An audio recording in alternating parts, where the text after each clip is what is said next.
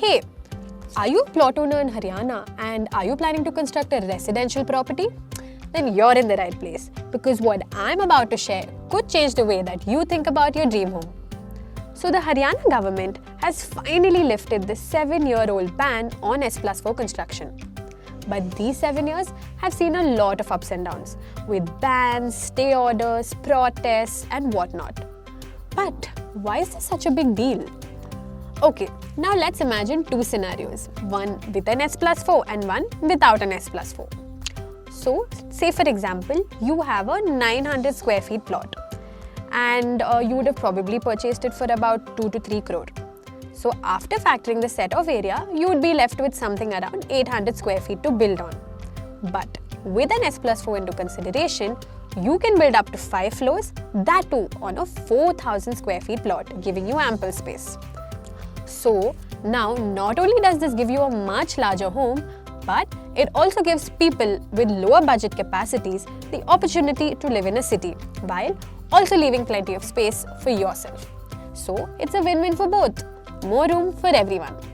But now let's consider what happens if you proceed with construction without an S+4. So, without an S+4, you'd probably be left with around, say, 3,200 square feet of plot to build on. That's basically 800 square feet less than before. So you lose what? Both space and flexibility. But wait. If you still want that 4,000 square feet of internal space, then you would need a much bigger plot to build on. But here's the catch. If you have to buy a much bigger plot, then you'd also be looking at much higher land costs, potentially over 6 crores. Ouch. So, the question here is, if an S+4 allows for more affordable housing options and helps accommodate the city's growing population, why did it get a go-ahead right away? Well, here's the flip side. So with more and more S+4 structures popping up, infrastructure concerns came into the play. So think about it like this. More people means more strain on essential services like water supply, drainage systems, and of course, parking and traffic congestions. So it's basically the city wasn't ready to handle all of this pressure.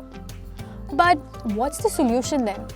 How can we balance the growing demand for housing while also ensuring that the city's resources don't get overwhelmed? Well, that's exactly what was addressed in the latest hearing by the Haryana court on the 24th of September 2024. So not only was the construction ban lifted, but new rules and guidelines were also introduced in order to keep everything running smoothly but without overwhelming the city's infrastructure. But as a plot owner, what does this mean to you? Wait a minute, let me break it down to you in a way that it all makes sense. Okay, so now just imagine you are in a sector or a colony that approves for 4 dwelling units per plot, then you are in the clear go-ahead for an S+4 construction. But that's not all. Even colonies falling under the Deen Dayal Jan Awas Yojana scheme also have a clear go-ahead for S+4 construction as long as their service plans are up to date. Now let's talk about plot sizes and how they affect your basement plans. So say you have a plot which is smaller than about 250 square meters. Then in this situation, you would not be allowed to include a basement in your S+4 construction. However, if you have a larger plot, the rules can change a tad bit. But again, if you want to continue including a basement in your S+4 construction, you would need a clear go-ahead from your neighbors. No consent, no basement. So speaking of neighbors, there's also another important aspect where their approvals matter, which is getting an NOC, a No-Objection Certificate.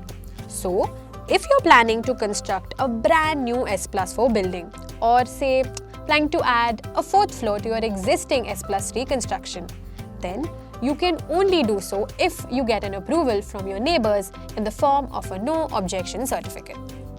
But suppose they do not give you this consent, then what? So in such cases, you would have to leave a 1.8 meter gap for every floor from their plot, which could possibly impact your design. So you might be wondering why I'm laughing. Because here's the catch.